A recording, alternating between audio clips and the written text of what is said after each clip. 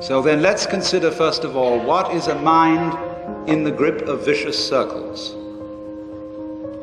Well, one of the most obvious instances that we all know is the phenomenon of worry.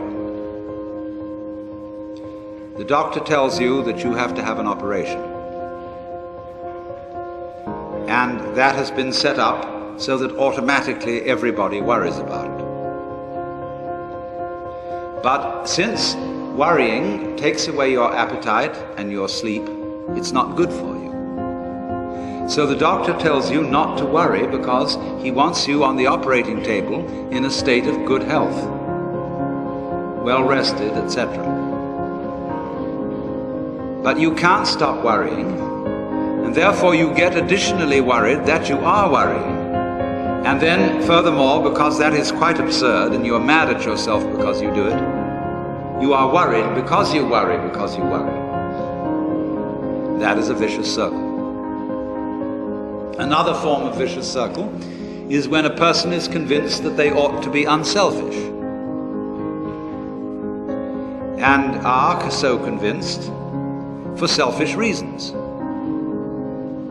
I would like to think of myself as an unselfish person, because that's the sort of person I'm supposed to be. So therefore I have a selfish reason for wanting to be unselfish, and because of that, no amount of effort will ever succeed in making me unselfish, but will only succeed in sending me round in circles. I'll be proud that I'm humble,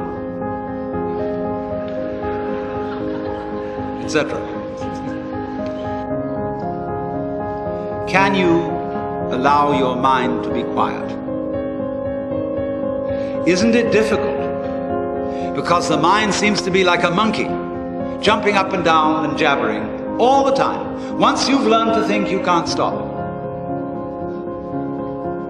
And an enormous number of people devote their lives to keeping their minds busy and feel extremely uncomfortable with silence. When you're alone, say in a doctor's waiting room, which may be very uninteresting, nobody's saying anything, there's nothing to do, there's this worry, this lack of distraction. I'm left alone with myself, and I want to get away from myself. I'm always wanting to get away from myself. That's why I go to the movies, that's why I read mystery stories, that's why I go out to girls, or anything that you do, or get drunk, or whatever. I don't want to be with myself. I feel queer. I feel like, you know how it is when you run your fingernails up a blackboard on a cold day? Creepy. So, well, why do you want to run away from yourself? What's so bad about it? Why do you want to forget this? Why do you want to become absorbed? Because you are addicted to thoughts. And this is a drug, a real dangerous one. Compulsive thinking, going on and on and on and on and on all the time. It's a habit. As you keep telling yourself where you are, who you are, what's going on, how good it is, how bad it is. Reading the newspaper of your mind. You know a lot of people, they get hold of a newspaper, and the newspaper reads them, they don't read it. So there's a difficulty about stopping that activity. And you really have to stop it if you want to be sane. Because if I talk all the time, I don't hear what anyone else has to say. Then I'll end up in the situation of having nothing to talk about but my own talking.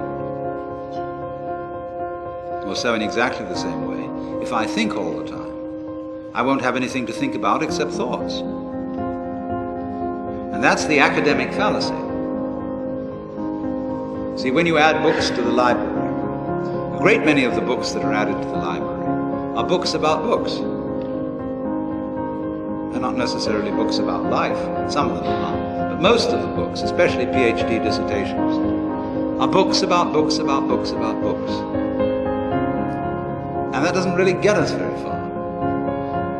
So in order to have something to think about, there are times when you simply must stop thinking. Well, how do you do that? The first rule is don't try to. Because if you do, you will be like someone trying to make rough water smooth with a flat iron. And all that will do will stir it up.